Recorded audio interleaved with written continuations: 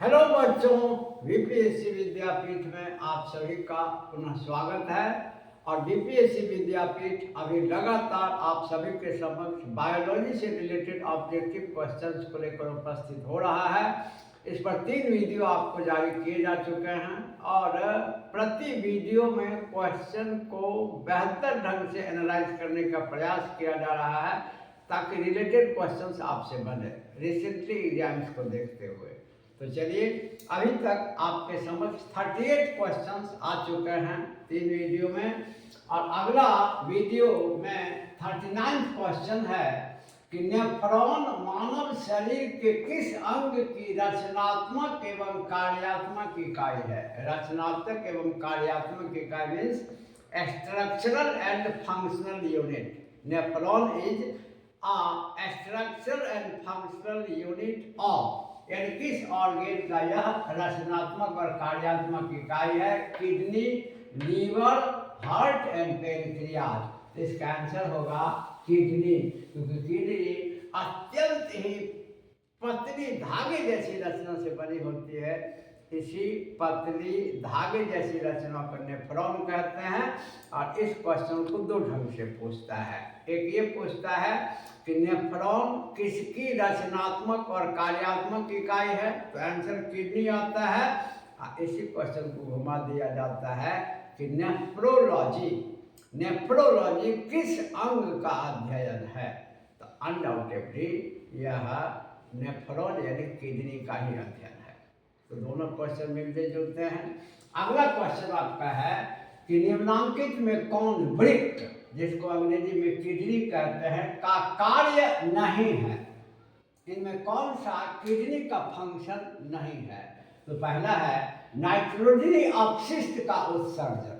ये बिल्कुल सही है। हम सभी जानते हैं हमारे ब्लड में नाइट्रोजनी अपशिष्ट जो होते हैं, नाइट्रोजनस वेस्ट जो होते हैं, जो प्रोटीन मेटाबॉलिज्म का परिणाम होता है, यानी प्रोटीन का जो पाचन होता है, उपापचयी क्रियाएं होती हैं शरीर के अंदर बच्चा लोग, उन्हीं से नाइट्रोजन अपशिष्ट बनता है। और मनुष्य के शरीर का सबसे मुख्य नाइट्रोजन अपशिष्ट जो है वह यूरिया है। वैसे है तो अमोनिया, लेकिन अमोनिया तुरंत यूरिया में चेंज हो जाता है। तो सबसे प्रमुख नाइट्रोजन अपशिष्ट मनुष्य के शरीर का यूरिया है। और भी बहुत सारे चीज़ हैं, यूरिक एसिड वगैरह हैं, लेकिन सबसे मेन यूरिया है। तो जो बॉडी में नाइट्रोजन अपशिष्ट, नाइट्रोजनस वेस्ट बनता है प्रोटीन मेटाबॉलिज्म के परिणाम स्वरूप, यानी प्रोटीन के पाचन के परिणाम स्वरूप, उनको फिल्टर करके उसको एक्सक्रीट करना, बॉडी से बाहर निकालने में इसकी बहुत बड़ी भूमिका होती है। तो नाइट्रोजन अपशिष्ट का उत्सर्जन सही है। शरीर में जल संतुलन बनाए रखना, ऑस्मो रेगुलेशन, बिल्कुल सही है।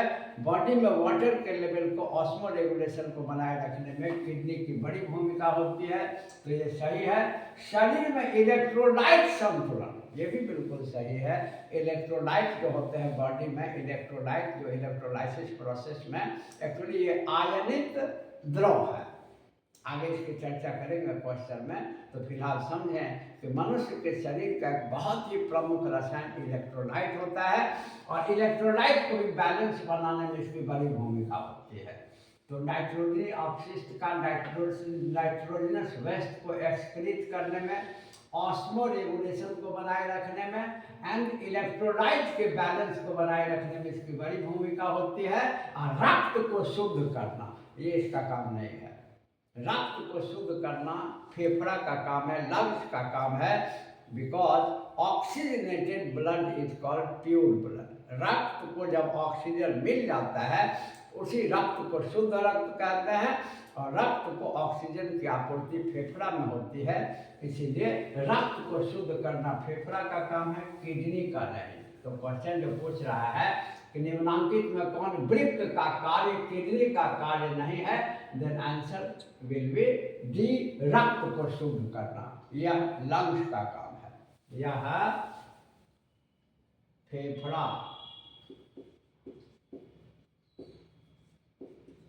फेफड़ा का काम है, याद रखिएगा, ठीक है।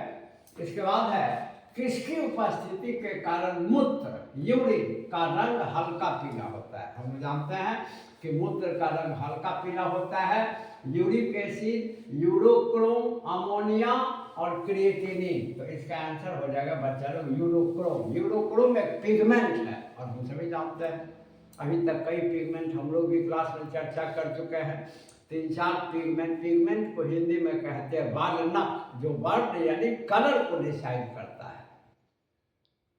तो जैसे पूछता है कि त्वचा के रंग को कौन सा पिगमेंट या वर्णक डिसाइड करता है, तो मेलानिन। पिछले वीडियो में हम लोगों ने पढ़ा कि लीवर से जो बाइल निकलता है उसमें 2 पिगमेंट होता है, एक बिलीरुबिन, एक बिलीवर्डिन। तो बिलीरुबिन येलो कलर को डिसाइड करता है, बिलीवर्डिन ग्रीनिश कलर को डिसाइड करता है। ठीक है। हमारे ब्लड में हेमोग्लोबिन नाम का पिगमेंट होता है जो रेड कलर को डिसाइड करता है ना। और यूरिन में यूरोक्रोम नामक पिगमेंट होता है जो येलोइश कलर को डिसाइड करता है। तो ह्यूमन बॉडी में बहुत सारे, जैसे जैसे आगे आपको बढ़ता चला जाएगा, मेरा विश्वास है कि मैं 200, 150, 200 क्वेश्चन तक जाते जाते बायोलॉजी के मैक्सिमम चीज़ को पढ़ा दूंगा आपको, जिससे आपके लगभग सभी सवाल बनेंगे। फिर अगले साइंस पर आ जाओगे, ये लगातार अभी जारी रहेगा आपके लिए। एक्चुअली समझिए कि एग्जामिनेशन की तैयारी में मेरे तरफ से आपका ये योगदान है, इसमें जितना लाभ आप ले सकें। तो ह्यूमन बॉडी में जो पिगमेंट हैं, 4-5 पिगमेंट क्लियर है। मेलानिन त्वचा के कलर को डिसाइड करता है, हीमोग्लोबिन ब्लड के कलर को डिसाइड करता है, आपको बिलीरुबिन ये बाइल पिगमेंट पित्त रस के कलर को डिसाइड करता है, बिलीवर्डिन पित्त रस के कलर को डिसाइड करता है, यूरोक्रोम नाम का पिगमेंट यूरिन के येलोइश कलर को डिसाइड करता है। Then answer will be urochrome. इसके बाद है निम्न में कौन सा युग्म सुमेलित नहीं है? मनुष्य यूरियोटेलिक, पक्षी यूरिकोटेलिक, मकड़ी ग्वानोटेलिक, मछलियाँ ग्लूकोटेलिक। एक्चुअली ये क्वेश्चन समझने की बात है। होता क्या है कि जितने भी जीव जंतु हैं उनका मुख्य जो नाइट्रोजनी अपशिष्ट होता है, नाइट्रोजनस वेस्ट होता है, उसके आधार पर जीव का समूहीकरण किया गया है। वे जीव जिनका मुख्य नाइट्रोजनी अपशिष्ट यूरिया होता है उनको यूरियोटेलिक कहा जाता है, और ये मनुष्य यूरियोटेलिक है। एक्चुअली मनुष्य क्या, जो स्तनधारी होता है, जो मैमेलिया होता है, तो मैमेलिया का मुख्य जो नाइट्रोजनी अपशिष्ट है बच्चा लोग, वो यूरिया ही है। उसी में मनुष्य आता है। तो मनुष्य या स्तनधारी का मुख्य नाइट्रोजनस वेस्ट या नाइट्रोजनी अपशिष्ट यूरिया होता है, इसलिए मनुष्य यूरियोटेलिक है। पक्षी बर्ड्स जिसको एग्स कहते हैं, इसका मुख्य नाइट्रोजनी अपशिष्ट यूरिक एसिड है, तो निश्चित रूप से यह यूरिकोटेलिक है। तो पक्षी यूरिकोटेलिक समूह में आता है, मनुष्य या स्तनधारी यूरियोटेलिक में आता है, मकड़ी स्पाइडर जो आर्थ्रोपोडा है, और यह गुआनोटेलिक कहलाता है क्योंकि इसका जो मुख्य नाइट्रोजनी अपशिष्ट है वो गुआनिन है। तो मनुष्य का मुख्य नाइट्रोजनी अपशिष्ट यूरिया है, तो मनुष्य यूरियोटेलिक समूह में है। पक्षी का मुख्य नाइट्रोजनी अपशिष्ट यूरिक एसिड है, तो पक्षी यूरिकोटेलिक है। मकड़ी का मुख्य नाइट्रोजनी अपशिष्ट गुआनिन है, तो यह गुआनोटेलिक है। और मछलियाँ जो हैं यह ग्लूकोटेलिक नहीं, क्योंकि इनका जो मुख्य नाइट्रोजनी अपशिष्ट है वह एमोनिया है। तो एक्चुअली मछलियाँ जो होती हैं ये एमोनेटेलिक होती हैं, है ना, एमोनेटेलिक होती है, इसीलिए ये गलत है। इसका आंसर क्या कहता है, कौन सुमेलित नहीं है? तो यह सुमेलित नहीं है। और थोड़ा सा ध्यान दीजिएगा, तो मेरा विश्वास है कि सुन के सभी बातें याद हो जाएंगी, रटने की कोई ज़रूरत नहीं पड़ेगी। और जब कभी आपको लगे कि दिमाग से मिस हो रहा हो तो आप इसको बड़ी आसानी से एक बार रिवीजन में सुन सकते हैं वीडियो को। बहुत सारे बच्चों ने इससे लाभ उठाया है। मैं आपको बहुत सारे बच्चों से मिलवाऊंगा जो इस प्रकार के क्लास जो पहले यूट्यूब पर नहीं बल्कि क्लास में हुआ करते थे, ऑब्जेक्टिव का डिस्कशन चैप्टर के हिसाब से, सब्जेक्ट के हिसाब से, तो बहुत सारे बच्चे इसी से सफल हो गए। और आप अपनी जो तैयारी कर रहे हैं उसको लगातार करते रहें, और जो प्रतिदिन या एक दिन बीच करके जो वीडियो जारी हो रहा है इसको देखें, तो आपके लिए रामबाण का काम करेगा। आपके रिसेंटली एग्जाम में यह बहुत ही सहयोग करेगा।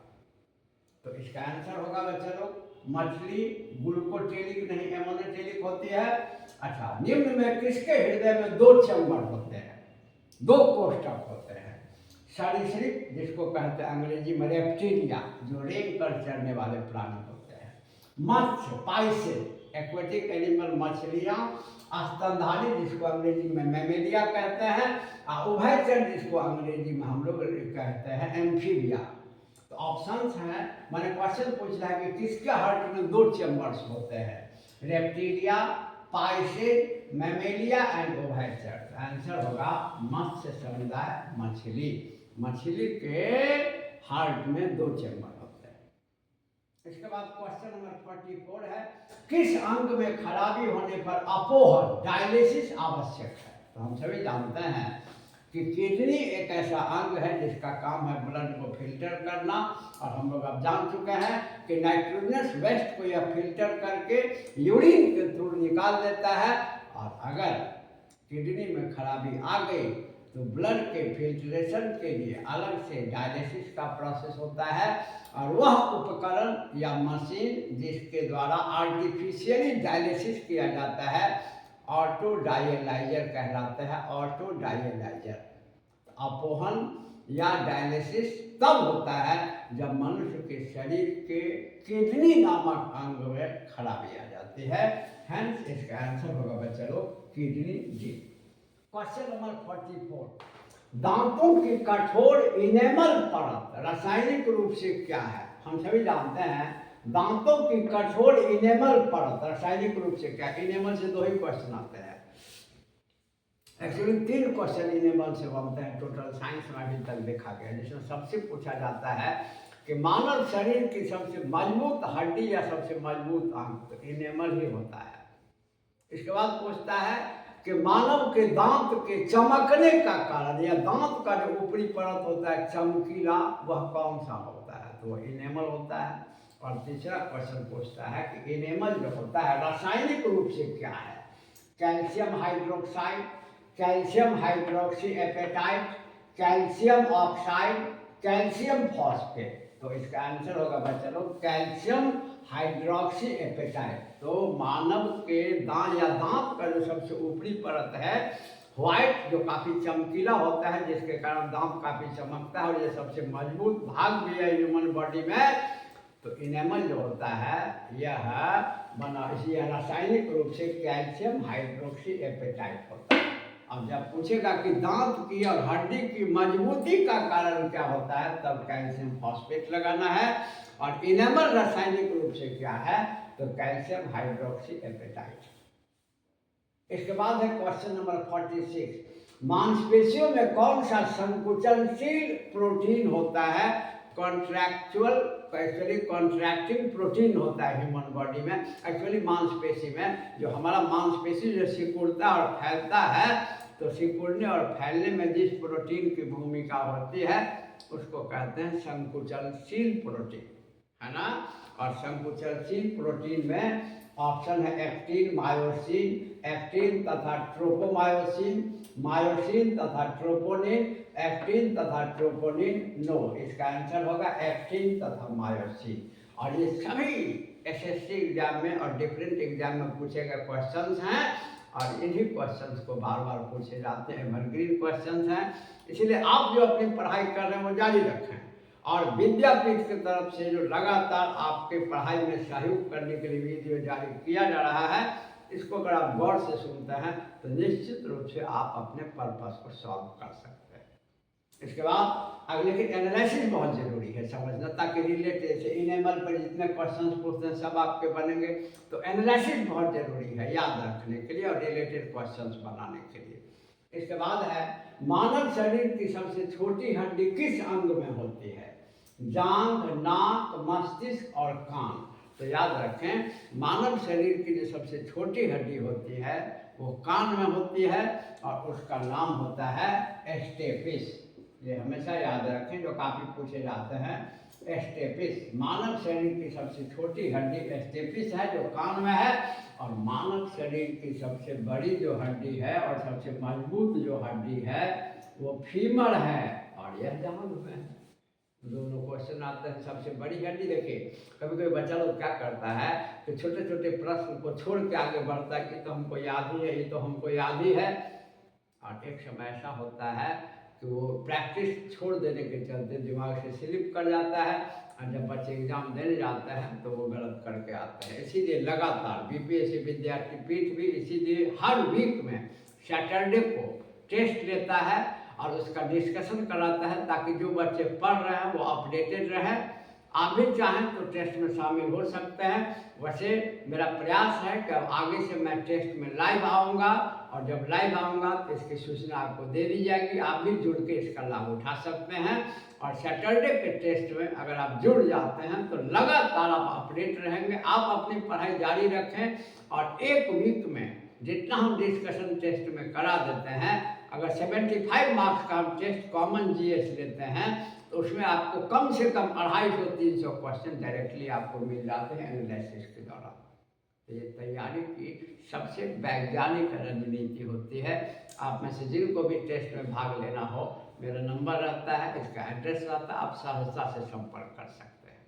तो इसका आंसर होगा कान। इसके बाद है क्वेश्चन नंबर 49, सबसे बड़ा श्वेत रुधिराणु WBC व्हाइट ब्लड कॉर्पस्कल्स कौन सा होता है? या व्हाइट ब्लड कॉर्पस्कल्स कहिए या व्हाइट ब्लड सेल्स कहिए।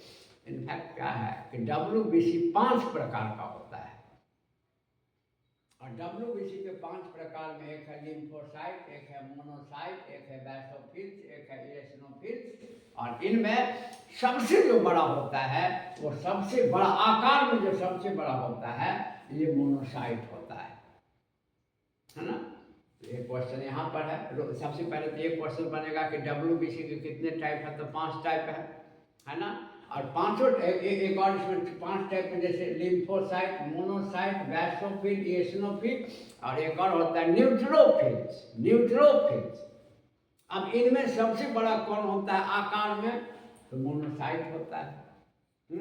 बैसोफिल की भी अपने आप में बड़ी भूमिका होती है, जिसको अभी डिस्क्लोज नहीं करेंगे। इस पर पहले प्रश्न पूछेंगे और फिर अगले वाले क्लास में बताएंगे।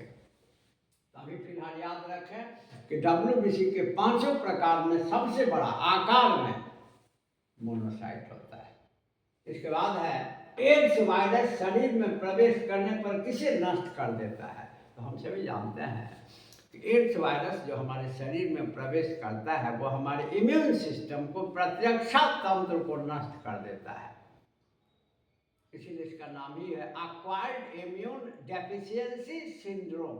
जो इम्यून सिस्टम हमारे बॉडी को होता है, इसको यह डेफिशिएंट यानी कमजोर करता है, डिस्ट्रॉय कर देता है। तो और शरीर के प्रतिरक्षा तंत्र में WBC की बड़ी भूमिका होती है। और WBC का वह कौन सा प्रकार है जो बीमारी से लड़ने में सबसे प्रमुख भूमिका निभाता है? तो WBC का वह प्रकार जो सबसे आकार में बड़ा होता है ये मोनोसाइट है। और WBC का वह प्रकार जो बीमारी से लड़ने में सबसे मुख्य भूमिका निभाता है बच्चा लोग, वो लिम्फोसाइट है। और लिम्फोसाइट को ही एड्स वायरस डिस्ट्रॉय करता है। लेकिन यहाँ क्वेश्चन देखिए कि एड्स का वायरस शरीर में प्रवेश करने पर किसे नष्ट कर देता है? Monocyte, B lymphocyte, T lymphocyte और बैसोफिल। यहाँ लिम्फोसाइट को कैटेगराइज कर दिया, B lymphocyte and T lymphocyte. तो जब सीधे लिम्फोसाइट रहे तब तो क्लियर है लिम्फोसाइट को करता है।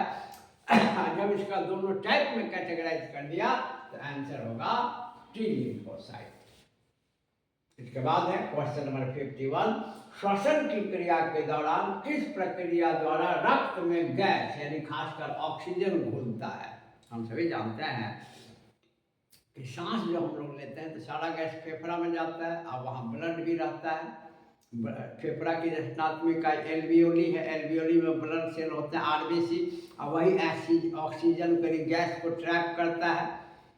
तो वायु यानी ऑक्सीजन जो है जिस प्रोसेस द्वारा ब्लड में घुलता है यानी ब्लड में मिल जाता है, उस प्रोसेस का नाम क्या है?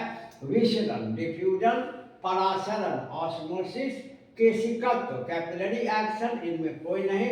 आंसर होगा विसरण यानी डिफ्यूजन, क्योंकि डिफ्यूजन के प्रोसेस में गैस जो है वह हाई कंसंट्रेशन से लो कंसंट्रेशन को रिमूव करता है, और ब्लड में जो ऑक्सीजन मिलता है या गैस मिलता है वो थ्रू डिफ्यूजन। मेरा विश्वास है, कहने के लिए हम लोग हर बोर्ड पर 11-12 क्वेश्चन ही बनाते हैं, लेकिन सच पूछिए तो एक बोर्ड पर 30 से 35 क्वेश्चन आपके सॉल्व होते हैं, और जो आप इसको ठीक से सुन लें तो मेरा विश्वास है कि आपको याद हो जाएगा। चलिए, अभी तक विद्यापीठ की तरफ से आपके रिसेंट एग्जाम को देखते हुए 51 क्वेश्चंस बायोलॉजी के बहुत ही महत्वपूर्ण सॉल्व किए गए विद एनालिसिस, जिसको सुन लेने के बाद ही याद हो जाएगा।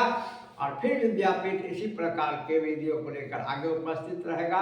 अभी लगातार इस प्रकार के वीडियो प्रस्तुत किए जाएंगे आप सभी के समक्ष, और अगर आपको कंटेंट अच्छा लगता हो बीपीएससी विद्यापीठ का, तो आप वीडियो को लाइक और शेयर जरूर करें, चैनल को सब्सक्राइब जरूर करें, और फिर इसी प्रकार के उपयोगी वीडियो को लेकर विद्यापीठ आपके समक्ष तुरंत उपस्थित होगा।